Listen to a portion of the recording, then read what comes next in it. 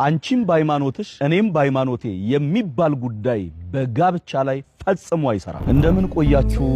የመድኃኔዓለም ቸርነትና ጸጋ ከሁላችን ጋር ይሁን። ውድ ኦርቶዶክሳውያን፣ አንዳንድ ጥያቄዎች በውስጥ መስመር እየመጡ በተለይም ደግሞ እንደ ካህንም በቤተ ክርስቲያን አገልግሎት ጊዜ ከሚገጥሙን ጥያቄዎች መካከል አንድ በጣም ትልቅ የሆነ ነገር ይነሳል። እሱም ምንድነው? አንቺም በሃይማኖትሽ እኔም በሃይማኖቴ የሚባል ጉዳይ ወይም ደግሞ የተለያየ እምነት አለን ግን አንድ ላይ ብንጋባ ምን ችግር አለው የሚል። አንዳንድ ጊዜ ምን ችግር አለው ማለት በራሱ ችግር አለው። ምን ችግር አለው የሚባሉ ነገሮች ብዙ ችግሮችን በቤተ ክርስቲያን ላይ አምጥተዋል እና በምን ችግር አለው የሚኬድበት ነገር አብዛኛው አደገኛ ስለሆነ ጥንቃቄ ያስፈልጋል። ሲቀጥል የእግዚአብሔር ታቦት ከጣዖት ጋር የሚያምን ከማያምን ጋር ምን ህብረት አለው?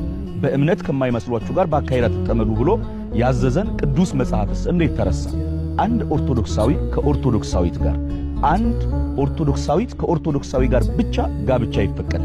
በቤተ ክርስቲያን ሥርዓት በተለያየ ሃይማኖት ሆኖ ጋብቻ መመስረት ፈጽሞ የሚፈቀድ አይደለም።